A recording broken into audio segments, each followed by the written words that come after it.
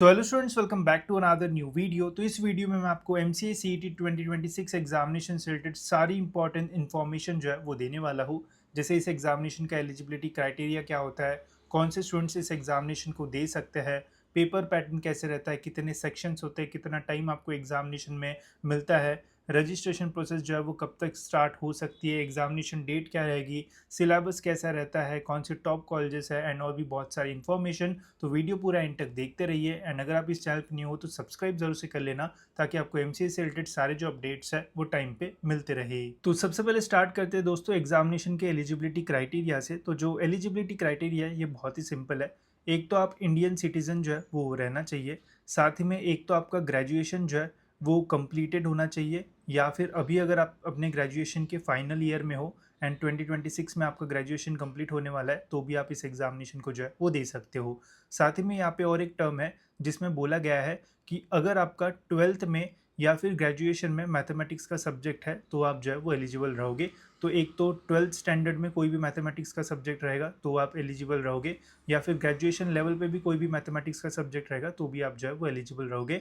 तो सिंपल सा मीनिंग यह है कि एक तो आपके ट्वेल्थ या फिर ग्रेजुएशन में मैथ्स नाम का कोई एक जो सब्जेक्ट है वो रहना चाहिए, बिकॉज एमसीए में एडमिशन लेने के लिए मैथमेटिक्स जो है वो कंपलसरी होता है, तो ऐसा समझना।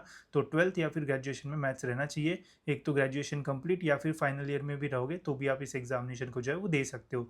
और एक चीज़ ध्यान में रखना, एग्जामिनेशन देते टाइम आपका कोई भी जो वेरिफिकेशन वगैरह है वो नहीं होता है। तो कोई भी स्टूडेंट जो है वो एग्जामिनेशन दे देता है, बट जब आप एडमिशन लेने जाओगे तब एक्चुअल वेरिफिकेशन होता है, वहाँ पे डॉक्यूमेंट्स वगैरह जो है वो चेक किए जाते हैं। तो पहले एक बार चेक कर लेना, अगर आप नहीं एलिजिबल हो तो फिर एग्ज़ाम देके कोई फ़ायदा नहीं है। अगर आपको पता है कि हाँ यार मैं एलिजिबल हूँ, मेरा मैथ्स भी था ट्वेल्थ या फिर ग्रेजुएशन के लेवल पे, एंड बाकी मेरा परसेंटेज जो है वो भी सही है। जैसे ग्रेजुएशन में आपको जो है वो अगर जनरल कैटेगरी है तो 50% या फिर उसके ऊपर जो है वो रहना चाहिए। वही अगर आप कैटेगरी स्टूडेंट हो तो ग्रेजुएशन में आपको 45% या फिर उसके ऊपर जो है वो रहना चाहिए। अगर आपका ग्रेजुएशन में एवरेज 40% आ रहा है तो एग्ज़ाम तो दे दोगे बट एडमिशन के लिए फिर एलिजिबल नहीं रहोगे। तो ये सारी चीज़ें पहले ही जो है वो चेक कर लेना। इसका स्क्रीनशॉट भी आप जो है वो ले सकते हो, इससे आपके डाउट जो है वो क्लियर हो जाएंगे। ठीक है, अब देखते हैं एग्ज़ाम का जो पेपर पैटर्न है वो कैसा है। तो पेपर जो है वो दोस्तों आपका जो है वो 200 मार्क्स का जो है वो रहता है, जिसमें टोटल जो है वो 4 सेक्शंस रहता है। 4 सेक्शन में पहला जो सेक्शन है वो होता है हमारा मैथमेटिक्स एंड स्टेटिस्टिक्स का, जिसके 30 टोटल क्वेश्चंस आपको जो है वो पेपर में देखने को मिलेंगे। हर एक क्वेश्चन का राइट आंसर अगर आप देते हो तो 2 मार्क्स आपको जो है वो मिलता है। तो टोटल मैथ्स का जो वेटेज है वो रहता है 60 मार्क्स का। देन होता है यहाँ पे हमारा लॉजिकल एंड एब्स्ट्रैक्ट रीजनिंग, इसके भी 30 क्वेश्चन आते हैं, 60 मार्क्स इसका भी वेटेज होता है। देन होता है English comprehension and verbal ability, इसके 20 क्वेश्चन रहते हैं, 40 मार्क का वेटेज। एंड देन होता है हमारा कंप्यूटर कॉन्सेप्ट्स, जिसके 20 क्वेश्चन आपको पूछे जाएंगे, 40 मार्क्स यहाँ पे आपको जो है वो मिलता है। तो टोटल आपका 200 मार्क का जो पेपर है वो रहता है। अब 200 मार्क का पेपर सॉल्व करने के लिए कितना टाइम मिलेगा, तो टोटल 100 क्वेश्चन है। 100 क्वेश्चंस को सॉल्व करने के लिए 90 मिनट्स का टाइम आपको जो है वो मिलता है। अब जो पेपर का लेवल है वो मॉडरेट से डिफ़िकल्ट तो नहीं बोलूँगा, इजी टू मॉडरेट के आसपास जो है वो रहता है। ट्वेल्थ का मैथमेटिक्स के मेनली टॉपिक्स यहाँ पे आपको जो है वो देखने को मिलेंगे, बट टाइम कम होने की वजह से इजी क्वेश्चंस भी आपको जो है वो थोड़े टफ जो है वो लग सकता है। तो 90 मिनट्स में 100 क्वेश्चन सॉल्व करना पड़ता है। एग्जामिनेशन आपकी ऑनलाइन होती है तो सेंटर आपको मिलता है, वहाँ पे कंप्यूटर पे आपको जो एग्जामिनेशन है वो देना पड़ता है। मार्किंग सिस्टम, एक करेक्ट आंसर पे आपको 2 मार्क्स मिलते हैं। कोई भी नेगेटिव मार्किंग इस एग्जामिनेशन में जो है वो नहीं रहती है, जिसका फ़ायदा उठा के आप और भी बेटर स्कोर इस एग्जामिनेशन में जो है वो कर सकते हो।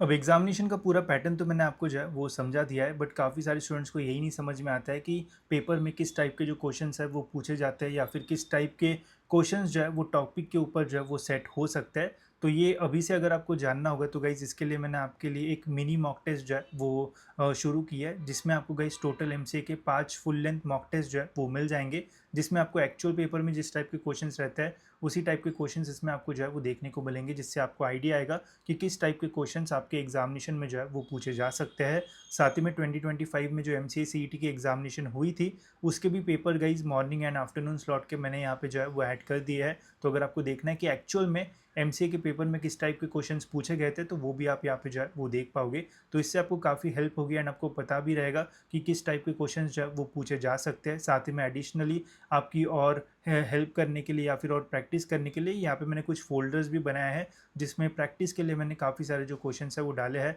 साथ ही में कंप्यूटर कॉन्सेप्ट्स के क्वेश्चंस भी जो है वो सिमिलर से जो है वो हर साल पूछे जाते हैं। तो जो भी इंपॉर्टेंट कंप्यूटर कॉन्सेप्ट्स के क्वेश्चंस हैं वो भी मैंने यहाँ पे जो है वो डाल रखे हैं। इससे आपको काफ़ी हेल्प होगी एंड पता रहेगा कि किस टाइप के क्वेश्चंस आपको जो है वो पेपर में जो है वो पूछे जा सकते हैं। एंड इसका प्राइस भी हमने काफ़ी कम जो है वो रखा है, ताकि मैक्सिमम स्टूडेंट्स इसका एडवांटेज लेके अपनी प्रिपरेशन जो है वो बढ़िया से कर पाए। तो इसकी लिंक डिस्क्रिप्शन में, वहाँ से आप इसमें एनरोल करके मोबाइल ऐप में भी इसका यूज़ जो है वो कर सकते हो, या फिर लैपटॉप डेस्कटॉप में भी इसका आप जो यूज़ है वो कर सकते हो। नॉलेज सीकर्स का ऐप डाउनलोड करके आप जो है वो ये कोर्स देख सकते हो। लिंक आपको जो है वो डिस्क्रिप्शन में मिल जाएगी, ठीक है। तो चलिए अब बढ़ते हैं दोस्तों MCA CET के सिलेबस की ओर। तो सिलेबस जो है वो थोड़ा वास्ट होता है, स्पेसिफिकली मैथमेटिक्स एंड स्टेटिस्टिक्स का। तो जो मैथ्स है उसमें स्टेटिस्टिक्स के भी क्वेश्चन जो है वो आते हैं।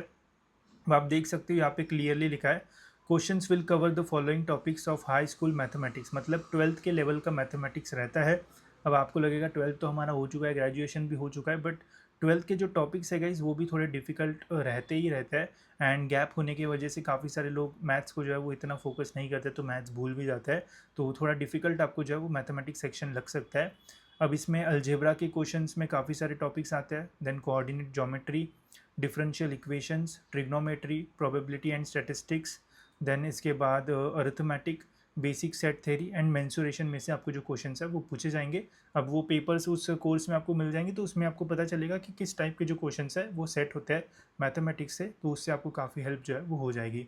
देन लॉजिक एंड एब्स्ट्रैक्ट में तो जनरल क्वेश्चंस रहते हैं, आपको पूरा ही पढ़ना जो है वो पड़ेगा। एंड वो सारे क्वेश्चन भी मैंने वहाँ पे ऐड किए, तो आप देख सकते हो। इंग्लिश कॉम्प्रहेंशन में गाइस जनरली जो है वो 2 पैसेजेस रहते हैं, एंड बाकी सारे जो है वो फिल इन द ब्लैंक्स या फिर बेसिक इंग्लिश ग्रामर, वोकैब, या फिर sentence completion, opposite, synonyms, antonyms, ये सारी चीज़ें जो है वो पूछी जाती है। तो इंग्लिश सेक्शन जो है वो थोड़ा ईजी जो है वो रह सकता है, अगर प्रैक्टिस आप बढ़िया तरीके से करते हो तो। वही कंप्यूटर कॉन्सेप्ट्स की अगर बात की जाए, तो यहाँ पे आपको थोड़ा जो है वो पढ़ना पड़ेगा। इसके इंपॉर्टेंट क्वेश्चंस मैंने उसमें डाल रखे, तो वो आप देख सकते हो। इसमें कंप्यूटर के जो बेसिक्स है एकदम नॉर्मल, कभी कभी CPU का फुल फॉर्म क्या है, ऐसे क्वेश्चन भी जो है वो आ सकता है। नहीं तो फिर डेटा इंटरप्रिटेशन, फिर डेसिमल टू ऑक्टल, ऐसे सारे क्वेश्चन जो है वो पूछे जाते हैं। एंड कोड का क्या आउटपुट वगैरह आएगा, तो उस टाइप के क्वेश्चन जो है वो पूछे जाते हैं, ठीक है। तो ये पूरा जो सिलेबस है वो रहता है। बाकी इंपॉर्टेंट क्वेश्चन आपको उस कोर्स में जो है वो मिल जाएंगे। देन है गाइस क्वालिफिकेशन क्राइटेरिया। तो एग्जामिनेशन का जो क्राइटेरिया वो बहुत ही सिंपल है, आपको नॉन जीरो स्कोर जो है वो मिलना चाहिए। अब नेगेटिव मार्किंग नहीं है, तो मैक्सिमम स्टूडेंट जो भी एग्जामिनेशन देंगे सभी को जो है वो जीरो से तो ज़्यादा ही मार्क्स जो है वो मिल जाएंगे। अब नॉन जीरो स्कोर का मतलब ये नहीं है कि आपको 1% पे भी बढ़िया कॉलेज मिलेगा। अगर आपको टॉप कॉलेजेस चाहिए तो मिनिमम आपको जो है टॉप 5 कॉलेजेस चाहिए होंगे, तो 97 टू 98% के आसपास स्कोर करना पड़ेगा, तब जाके आपको बहुत अच्छे कॉलेजेस जो है वो मिलेंगे। साथ ही में MCA में ध्यान रखना कि पूरे महाराष्ट्र में जो नंबर ऑफ़ कॉलेजेस है वो कम है। जैसे MBA के कॉलेजेस 380 के आसपास है, वही MCA का अगर आप देखोगे तो 150 के आसपास आपको जो कॉलेजेस है वो देखने को मिलता है। तो कॉलेजेस का जो मतलब नंबर है वो कम है, एंड अच्छे कॉलेजेस भी कम है। तो अगर आप अच्छा स्कोर करते हो तभी जाके आपको अच्छे प्लेसमेंट मिलने के जो चांसेस है वो रहेंगे। तो इसलिए प्रिपरेशन जो है वो स्टार्ट कर दो, भले ही थोड़ा बहुत अभी से शुरू करो, ऐसा नहीं कि फुल फ्लेज, बट थोड़ा बहुत भी तो भी स्टार्ट कर लो। बाकी आगे जाके आपको उससे जो है वो काफ़ी हेल्प होगी। वही एग्ज़ाम की डेट्स की अगर बात की जाए, तो यहाँ पे मैंने जो एक्सपेक्टेड डेट्स है वो डाल रखे हैं। जैसे रजिस्ट्रेशन प्रोसेस जो है वो 4th वीक ऑफ दिसंबर के आसपास से जो है वो स्टार्ट हो सकती है। जैसे ही अपडेट आएगा वैसे मैं आपको जो है वो अपडेट कर दूंगा। देन लास्ट डेट अप्लाई करने के लिए जो है वो फेब के आसपास रहेगा। तो जितना भी टाइम रहेगा वैसे मैं आपको जो है वो अकॉर्डिंगली अपडेट जो है वो कर दूंगा।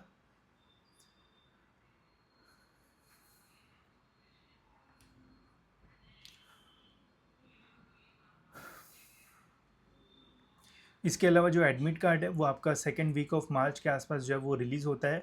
एग्ज़ामिनेशन जैसे अभी 2025 में एग्ज़ामिनेशन जो है वो मार्च के एंडिंग में जो है वो हुई थी। 2026 में भी 4th वीक ऑफ मार्च के आसपास हो जाएगी। जैसे ही अपडेट आएगा वैसे मैं आपको बता दूंगा।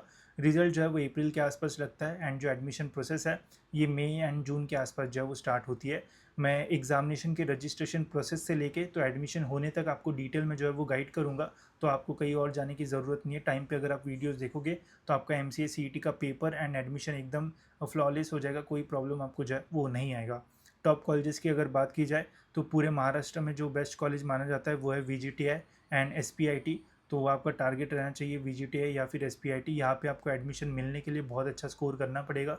देन पुणे में 2-3 कॉलेजेस काफ़ी अच्छा है, विवेकानंद है, एमईटी है, एसआईएस, इंदिरा, गुरु नानक, गवर्नमेंट है, फिर ठाकुर कॉलेजेस है। तो ऐसे काफ़ी सारे कॉलेजेस है जहाँ पे आप एडमिशन ले सकते हो, बट ये टॉप कॉलेजेस है, यहाँ पे एडमिशन चाहिए तो बहुत अच्छा स्कोर आपको जो है वो करना पड़ेगा, नहीं तो फिर एमसीए में अच्छा कॉलेज मिलना जो है वो काफ़ी डिफिकल्ट हो जाता है, बिकॉज स्टूडेंट ज़्यादा है एंड अच्छे कॉलेजेस जो है वो कम है। ठीक है, तो जितने भी इंपॉर्टेंट चीज़ें अभी आपको पता रहना चाहिए था वो मैंने सब कुछ इस वीडियो में जो है वो डाल दिया है, ताकि आपको पता है कि क्या चीज़ है, क्या क्या प्रिपेयर करना है, सारी चीज़ें।